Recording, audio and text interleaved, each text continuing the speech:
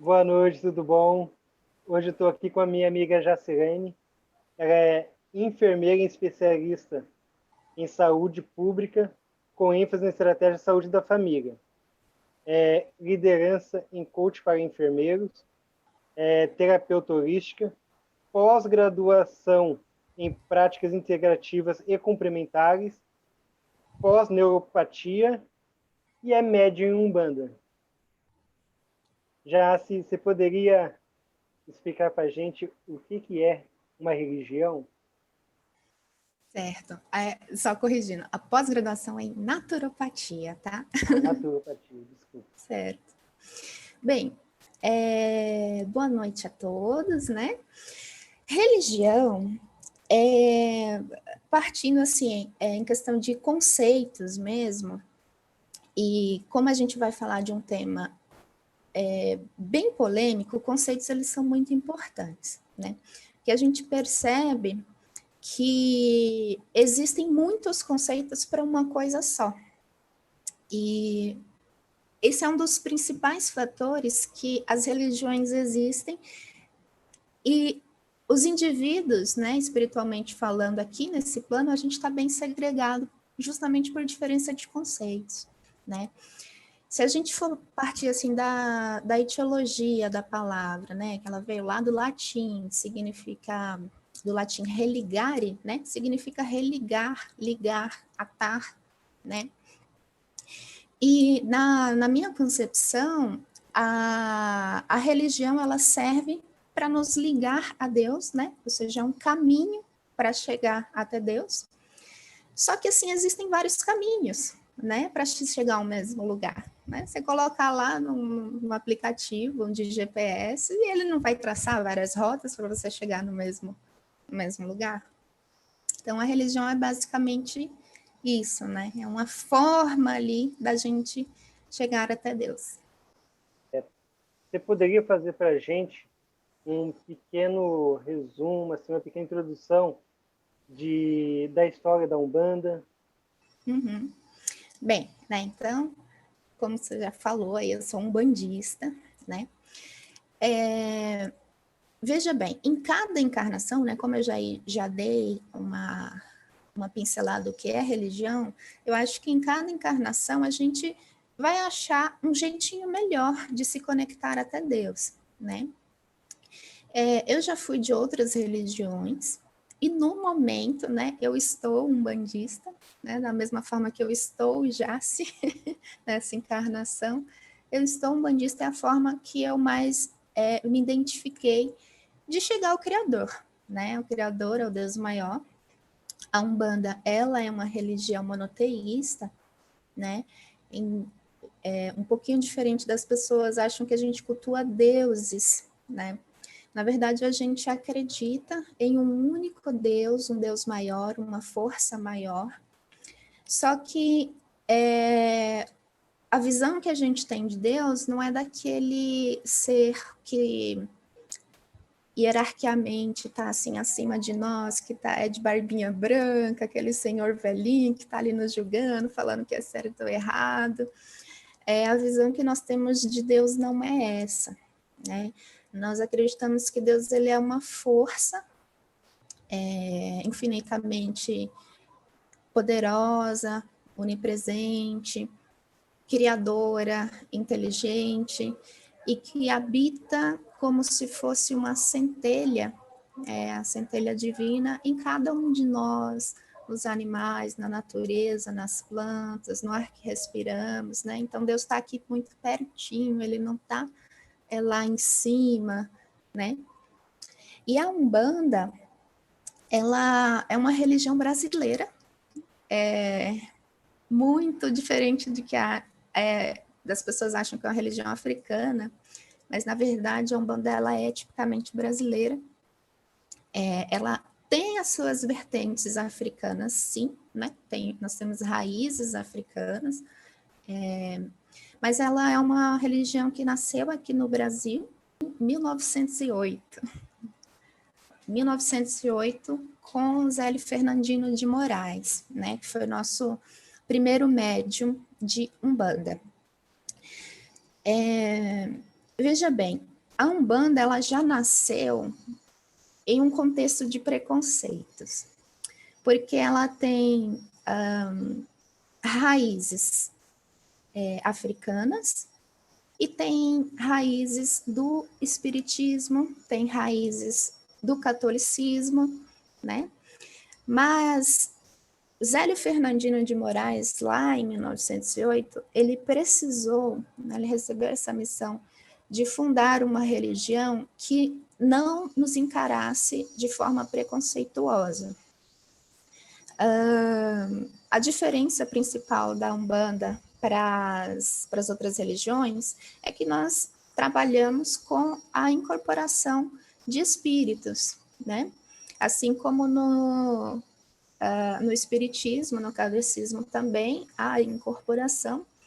Contudo,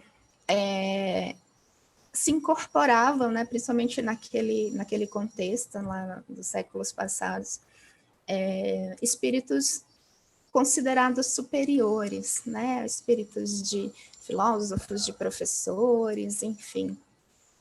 E se de repente chegasse um espírito de um preto velho, né, que foi um escravo, um espírito de um caboclo, que foi um índio, eles eram considerados como espíritos obsessores, e de repente já era feito todo um trabalho para doutrinar esse espírito, expulsá-lo, né?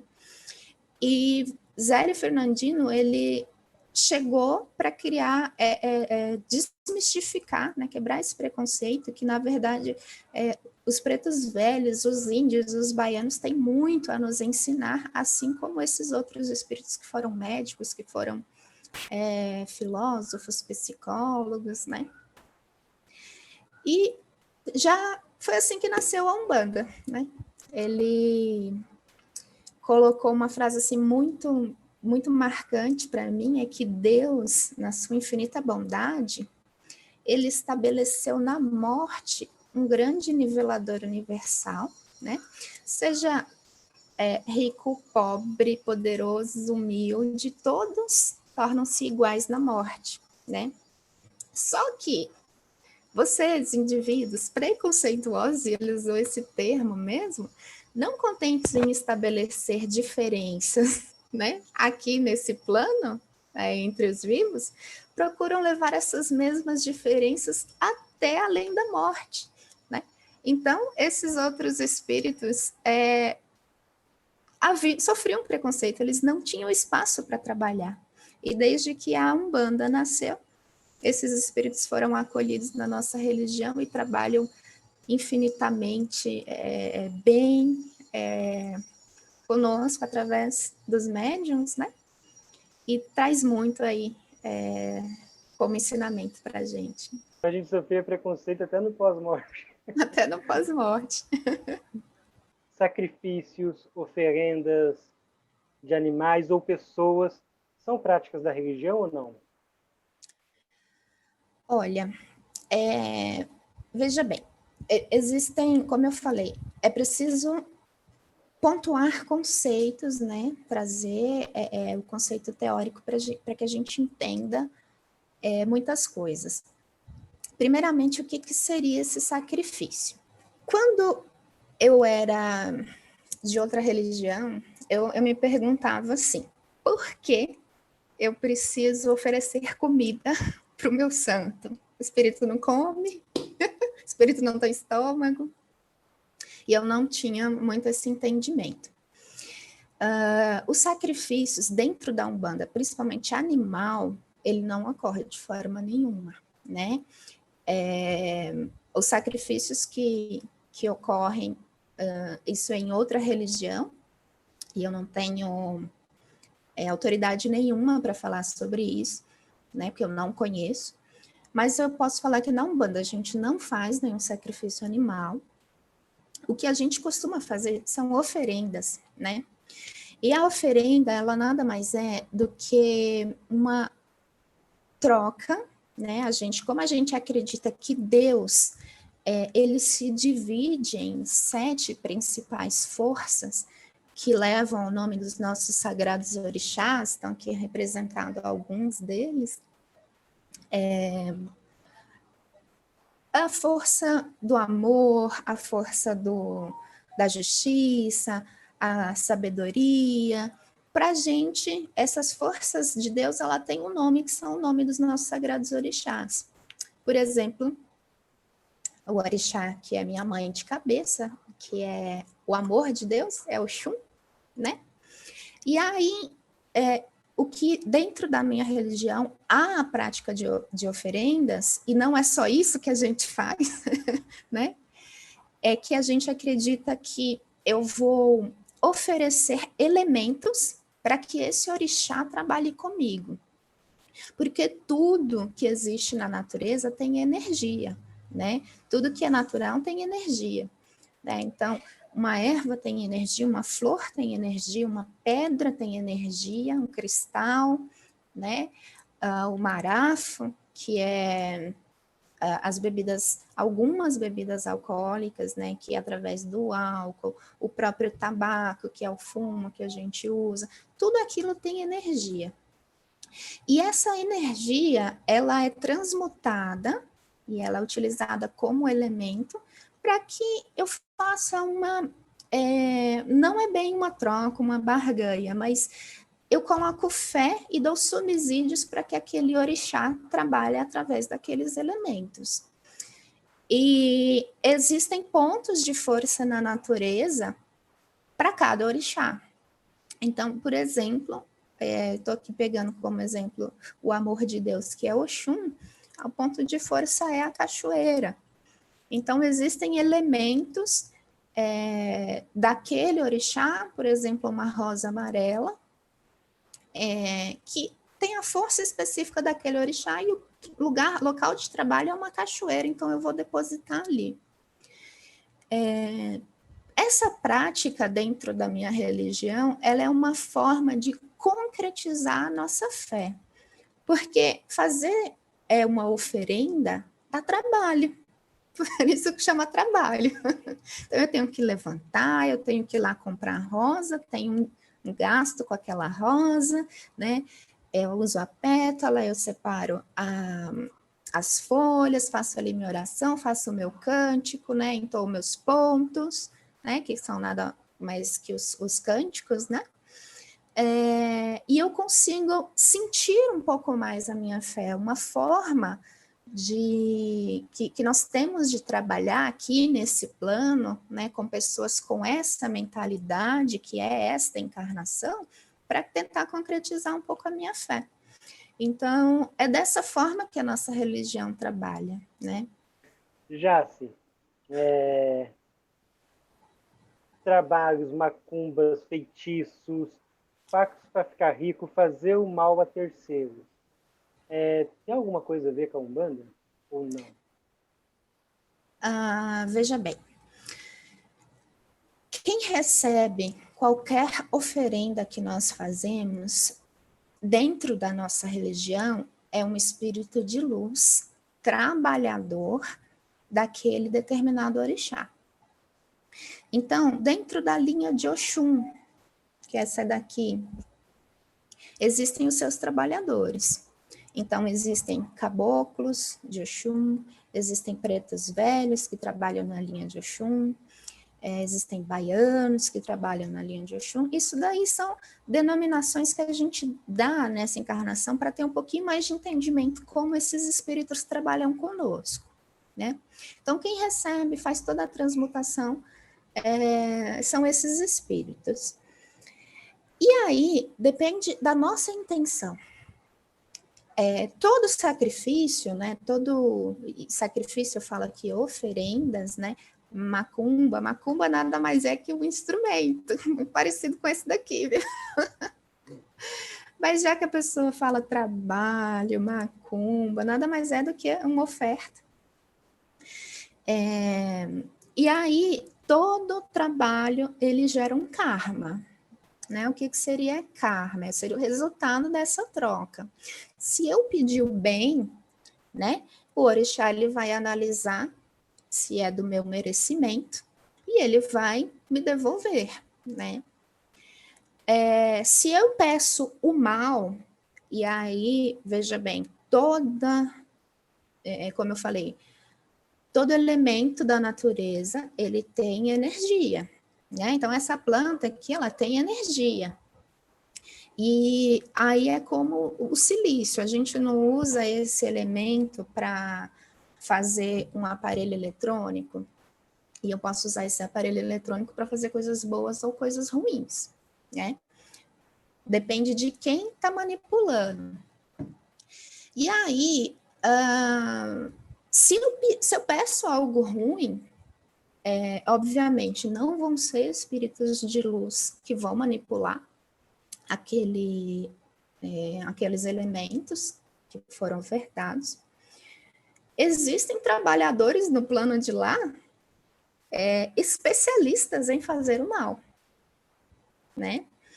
Existem espíritos do lado de lá que estão perdidos e que precisam se alimentar de alguma forma, e existem espíritos que realmente querem fazer o mal, eles não querem evoluir, eles querem ficar ali e eles querem continuar fazendo mal. E existem pessoas na nossa encarnação, nesse plano, que desejam fazer essa troca. Então, as pessoas acabam comungando com esses espíritos para fazer o mal. E aí, como eu falei, toda oferenda, ela gera um karma. Então, se você pede o mal, de alguma forma ou de outra, esse mal vai retornar para você, mais cedo ou mais tarde, nesse plano ou no outro, nessa encarnação ou na outra. É uma coisa matemática, né? Não é o Deus velhinho de barba branca que está fazendo isso, é algo matemático. Sou eu que estou fazendo, sou eu que vou receber, certo? Parecido com a lei da semeadura ou não? Como? Parecido com a lei da semeadura, do... Exato, lei da ação e da reação, né? Sim. Por isso que eu gosto muito de falar, existem vários conceitos para dizer uma coisa só, né? Existem vários conceitos. E aí a gente acaba sincretizando, né, nas outras religiões com esse mesmo fundamento. Jace, o Brasil é um país plural, inclusive nas religiões. Acredito eu que quem pratica uma religião deveria ser o primeiro a proteger a religião do outro. O direito do outro praticar a sua fé, né? A intolerância religiosa. Vocês sofrem muito? Certo. Na verdade, eu tenho toda a autoridade para falar isso, porque eu já estive do lado de lá. Eu já estive do lado da pessoa que julgou muito, né? Que teve preconceitos, né, com a religião, né? Eu já fui de religião católica, né? É uma religião que é predominante aqui no Brasil, né? Inclusive, eu já fui freira, para quem lembra de mim da época que eu fui freira. Então, eu tinha muito preconceito. Eu não conhecia, né? E na minha cabeça, eu criava muitos conceitos que não existiam, criava muitas situações que não são verídicas. E, infelizmente, a Umbanda, né, as religiões, no geral, de matriz africana, sofrem muito preconceito, né? A gente pode ver assim, no Brasil ele é tipicamente cristão. Então, você pode ver que nas escolas, antigamente, o ensino religioso, eu fui da época que tive ensino religioso no meu tempo escolar, e eram basicamente conceitos, não de filosofia, mas conceitos do cristianismo. E é o cristianismo que foi nascido lá em Roma, daquele jeito, né? Então, por exemplo, na minha sala, na minha classe, eu não tinha nenhum coleguinha umbandista, né? Mas se eu tivesse, eu tenho certeza que ele não falaria, ficaria lá no cantinho morrendo de medo. Já aconteceu comigo, né? Eu estou na religião apenas há 1 ano. Então, a minha conversão, ela foi super recente, né? Já houve situações de há alguns rituais específicos na minha religião, quando eu fui fazer o meu amaci. O amaci, ele é como se fosse o batismo, né? Sincretizando aí com as outras religiões, é como se fosse o batismo. E dentro desse ritual, a gente tem toda uma semana antes de preparo, né? Determinado horário do dia, e aí são dogmas da minha religião, são crenças nossas, né?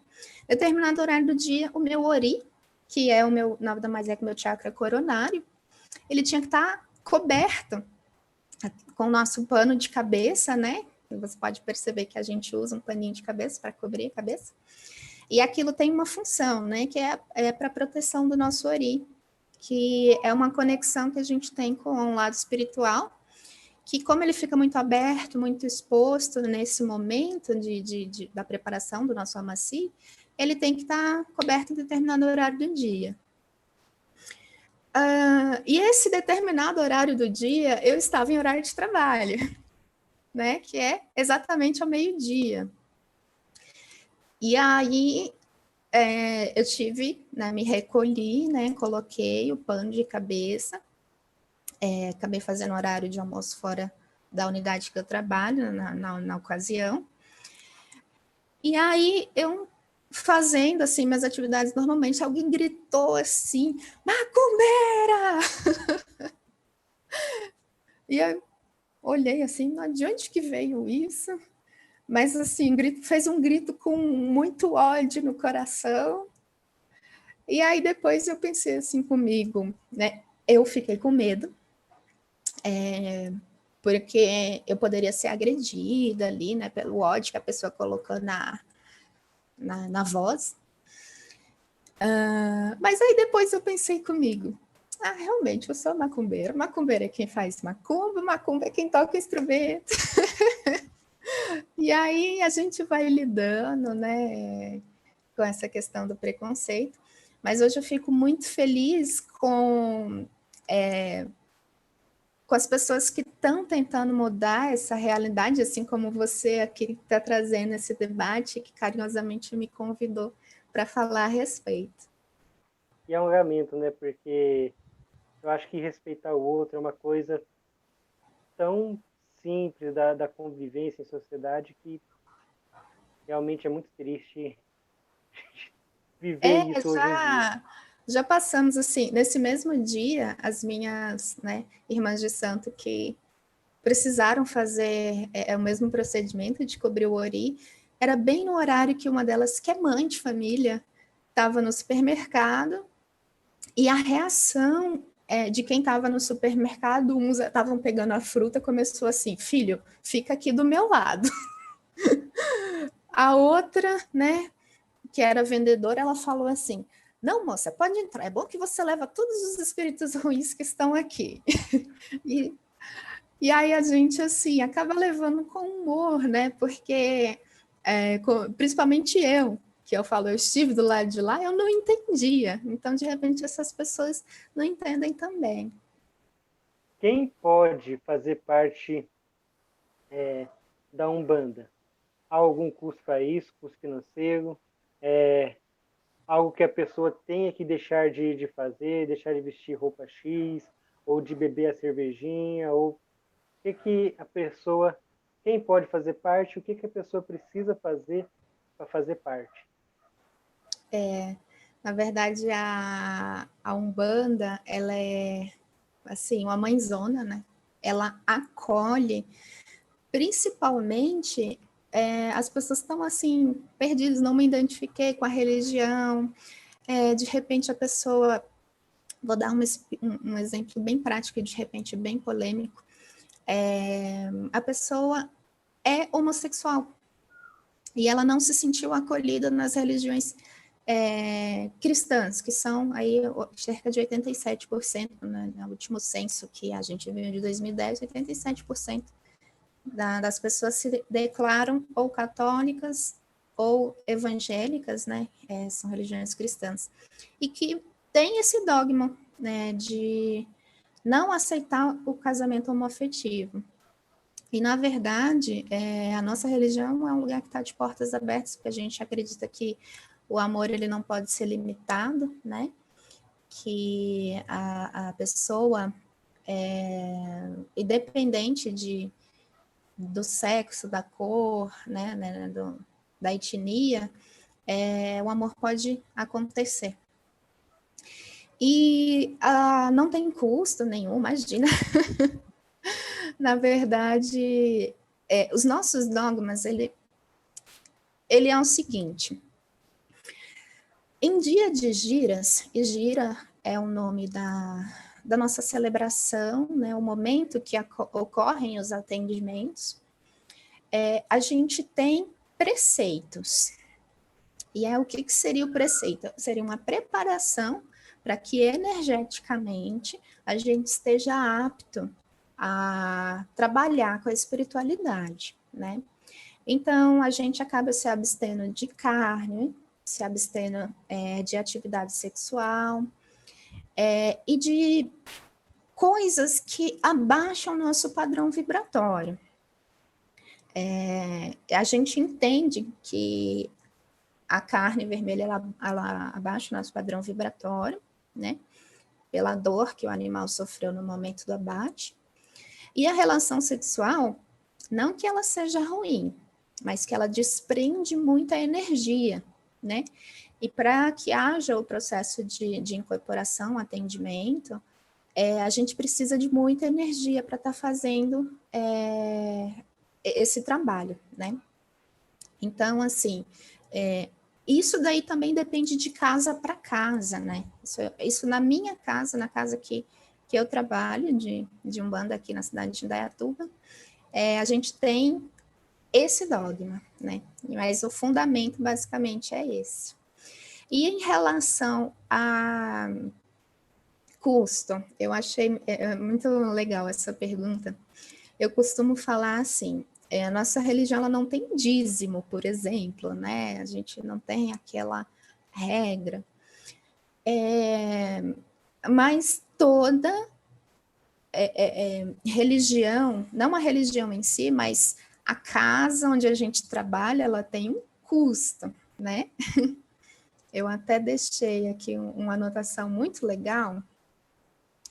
Cada casa tem a sua doutrina, porém, toda casa, independente da vertente, independente se é uma casa de Umbanda, se é um terreiro de Umbanda, se é uma casa de candomblé, uma igreja católica, um templo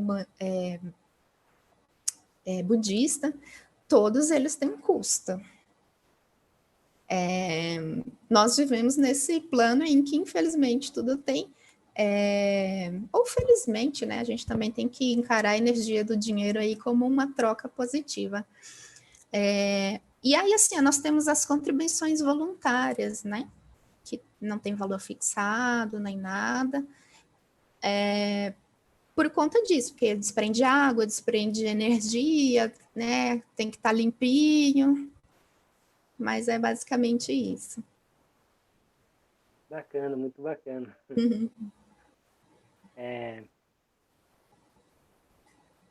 Já se em outras religiões existe em outras mitologias, né, existe a questão da hierarquia. Na nórdica, na grega, na egípcia, na cristã, tem a questão do Deus Pai, Filho, Espírito Santo. Miguel, um arcanjo que era acima dos outros, Miguel e os outros arcanjos, na verdade, né, tinha até uma hierarquia ali no céu, né? Na Umbanda, como é essa hierarquia, como que tem um Deus maior, ou como você diz, todos eles são o mesmo, tem um Deus menor, como que seria isso? Bem, como eu falei, o lado de lá, né, no outro plano, a gente tem espíritos, né, que estão mais evoluídos, outros menos, né? Por exemplo, os Exus e as Pombagiras, que são forças de Deus, né, são trabalhadores do lado de lá, eles são espíritos que estão numa linha de evolução um pouquinho mais próxima da gente, né? Como eles têm um trabalho basicamente o trabalho de um Exu e de uma pombagira é ser mensageiro, né? Então, ele está bem assim, bem próximo da gente. E existem Exus que estão em planos diferentes um do outro. A gente acredita que existem planos para cá, planos para cá, planos para cá. E quando a gente passa do lado de lá, a gente continua trabalhando para continuar evoluindo, né? Alguns espíritos, eles necessitam voltar à experiência terrena, reencarnar para aprender novamente, para cumprir o karma. Outros acabam continuando trabalhando do lado de lá. Deus, para a gente, né, ele é como se fosse a luz branca. Eu adoro fazer essa comparação. Se você colocar a luz branca num prisma, ele vai ali fazer o arco-íris, né? Aquela frequência de cores que aos olhos humanos são 7 cores, mas tem uma frequência ali de cores que os nossos olhos não conseguem ver. Então, Deus é essa luz branca que se divide em várias frequências.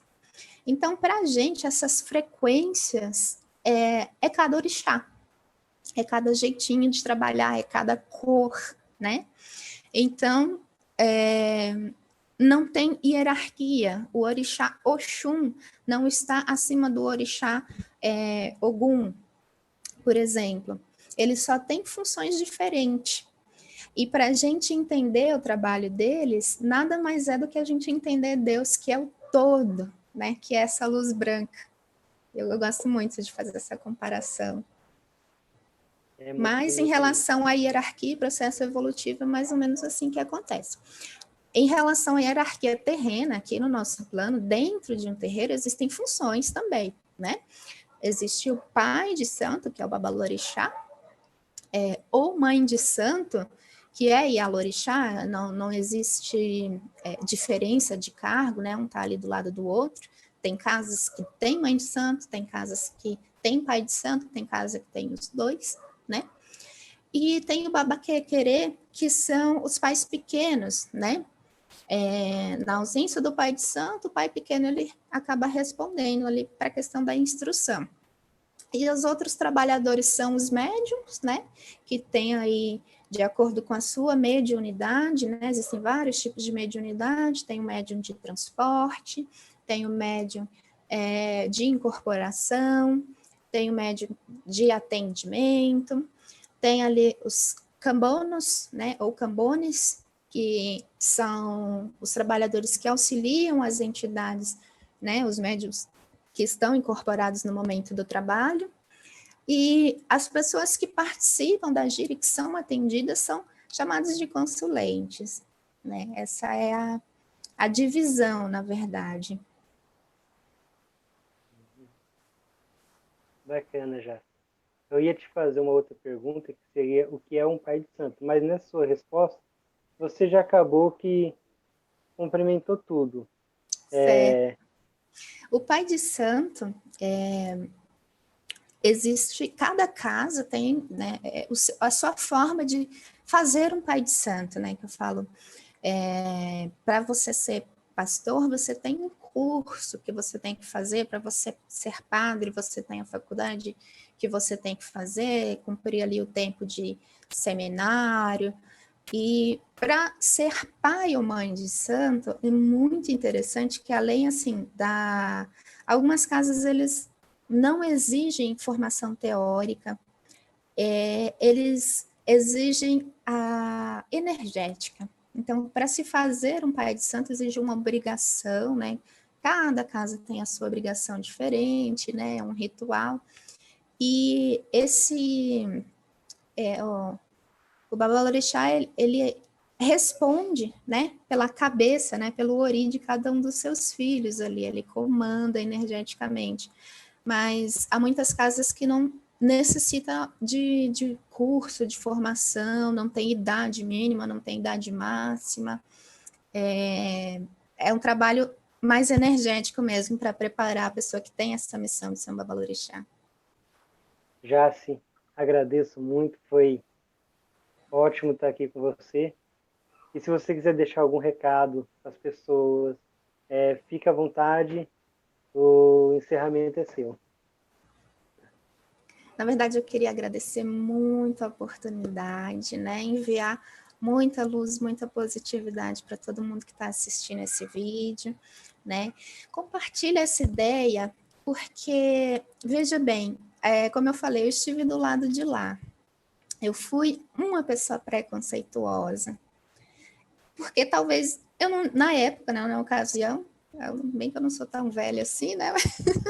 Eu não tinha tanta informação quanto a pessoa que, por exemplo, está assistindo esse vídeo agora tem a oportunidade, né? A gente está aí aliado nessa era com a tecnologia que nos ajuda a difundir informação com qualidade. E assim, seria assim, um pedido, na verdade, a gente percebe que hoje as pessoas estão assim espalhando com muita facilidade o ódio, espalhando a fake news, né? A gente às vezes vê um vídeo, às vezes o vídeo é até legal, às vezes, mas começam tantos e tantos e tantos comentários assim perpetuando um ódio tão grande. E aí eu tive uma oportunidade muito legal que, se eu puder indicar para todo mundo, assistam lá. O filme novo da Disney chama Soul. Gente, que vídeo, que filme maravilhoso. Eu achei espetacular, assim. E ele fala muito sobre missão de vida. Ele traduz ali em forma de animação como mais ou menos a gente trabalha. Para você ver como que é interessante. Tem um momento lá, eu vou dar um alerta de spoiler aqui, que tem um mocinho lá, assim, vestido de mendigo, assim mesmo, de hippie, numa esquina, gritando e tal. Ele rodava uma plaquinha, uns troquinhos, né, uns trocadinhos, e na verdade ele acho que se não me engano, um determinado horário lá, ele era trabalhador do lado de cá, e ele trabalhava em um local assim que a gente aqui na Umbanda chama de umbral, que é um local onde as almas estão perdidas. E aí ele ia lá resgatar essas almas, né? E quem, nesse plano, né, lá, se eu não me engano, na cidade de Nova York, bem movimentada, e que via aquela pessoa esquisitinha ali na esquina, e que tem um trabalho maravilhoso desse, mais ou menos o trabalhador de Umbanda.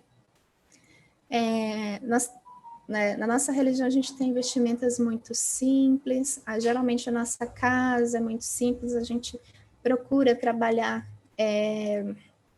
com elementos da natureza, mas as pessoas costumam julgar muito. E então, é como se fosse esse personagem lá do filme. Né? As pessoas julgavam, é só um mendigo, mas olha o trabalho maravilhoso que ele fazia. Ele resgatava almas no umbral, almas perdidas, né? São aquelas almas que ficaram muito apegadas aqui à matéria, né? Um deles, eu achei muito fantástico o momento do filme, que ele mostrava uma dessas alminhas que ficaram perdidas do lado de lá, ele era um contador da bolsa e que só pensava em dinheiro e matéria e não estava nem aí com a espiritualidade, e ele ficou perdido do lado de lá.